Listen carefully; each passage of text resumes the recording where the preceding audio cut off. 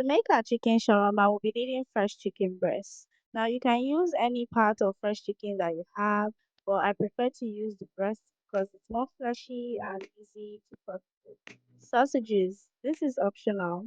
We'll be needing good quality mayonnaise. We'll be needing some ketchup as well. We'll be needing shawarma bread, also known as pita bread, fresh cabbage. For some heat, we'll be needing dry ground pepper. Now, I like to use this, or you can use whatever source of heat you prefer to use. So, first, let's prep our chicken breast. I'm going to be pan grilling my chicken breast. So, what I'm basically doing here is to thin out the cuts of the chicken. This way, the chicken cooks faster and easier.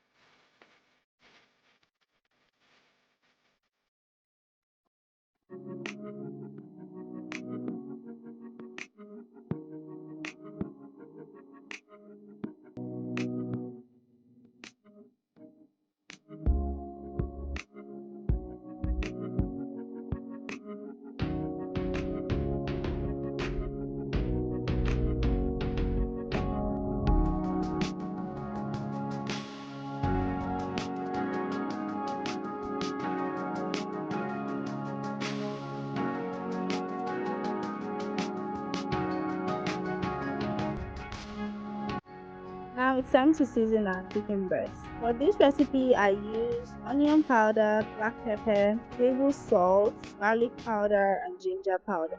Normally, I would just use salt and black pepper alone, and then I would season my blended pepper, which I would use in making my shawarma to add flavor of heat.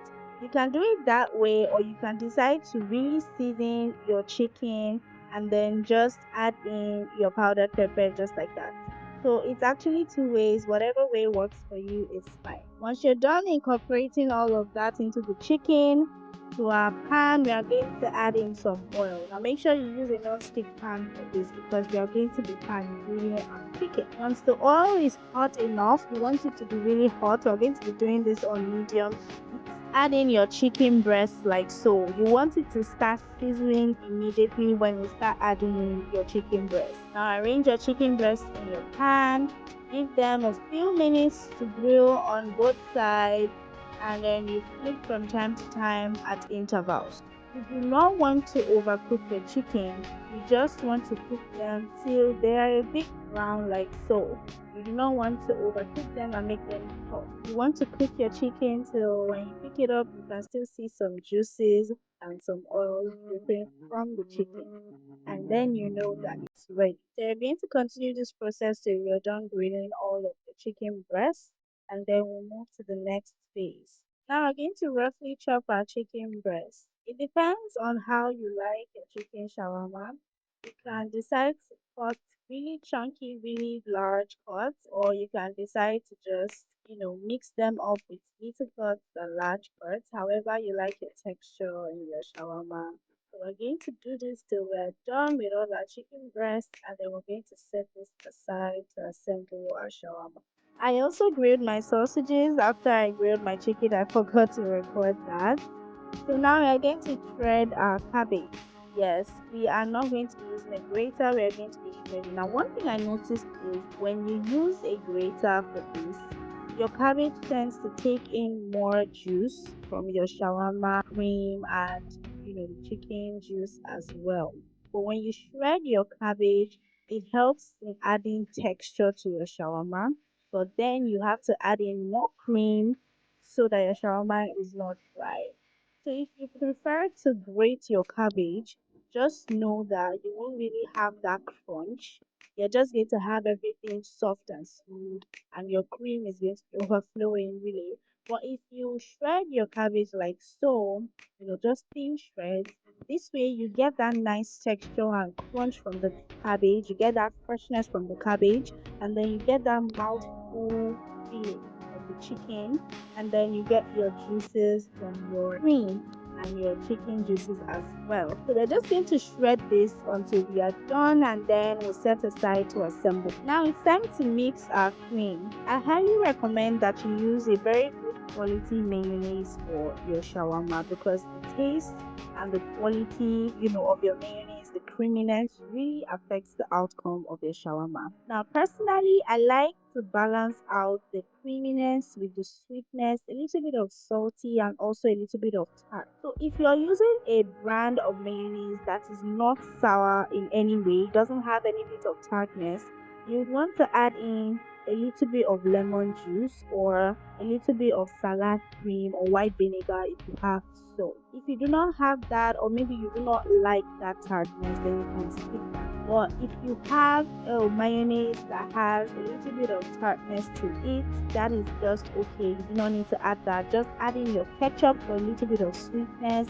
and then add in some water like so. For me, I like adding in water to thin out the cream. You can choose to use evaporated milk. Not everyone likes the taste of that, by the way, but if you're making this for personal use and you like the taste of evaporated milk in your cream, then go ahead. But if you're making this for commercial purposes, I would advise that you just use water. The purpose of the water is just to help us thin out the cream so it's easy to drizzle from our drizzle bottle. Once your cream is well mixed and well incorporated, we're going to transfer this into our drizzle bottle. Personally, I use this bottle because this is what I have at my disposal. I've used this severally and I'm just going to transfer my cream into this. But if you have an actual drizzle bottle, that is fine. So to do this, I'll have to first transfer my cream into a piping bag to help me transfer it into this bottle much more easily and much more neatly. Once you're done with that, transfer your blended pepper also into a bottle with a sprinkler. And now it's time to assemble our shawarma. I use one bread per shawarma. So what you want to do now is to neatly split open one pita bread. You want to do this as carefully as you can so you don't end up ripping the bread. Even though most of the time these breads already have some cuts in them due to the making process, but that's okay. I'm going to show you how to wrap the shawarma in such a way that it doesn't cause your filling to spill. So when you have a case like this whereby one piece of the bread is fine and the other piece has some tears in them, you want to place the piece with the tears in them on top of the one that is fine. And then when you roll it up, everything is going to be sealed in like so.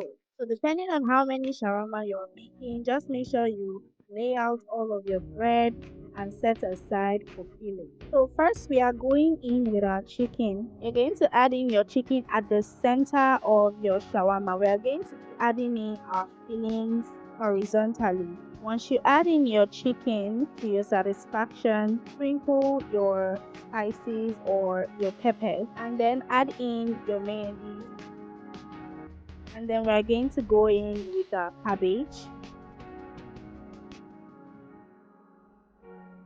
You're using sausages as well. At this point you want to add in your sausages on top of the cabbage, sprinkle your pepper again, and then drizzle your cream. Now it's time to roll our shawarma. So pick the end facing you, hold it over the filling, pull it back just a little bit, and then tightly fold your shawarma like so. You want to roll it to the point where both ends meet. Now, those two ends are going to be laid flat on your pan surface. That way, you seal in the goodies and you seal in the shawarma filling. So let's do it again.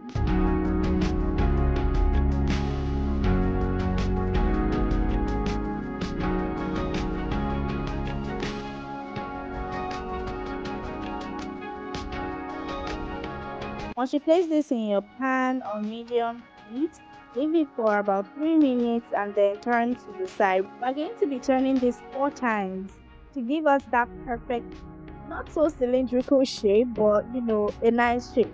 We're going to be toasting this lightly to incorporate some heat and helping us melt our cream so the shawarma is nice and juicy, and also so the shawarma is hot because who likes cold shawarma anyway?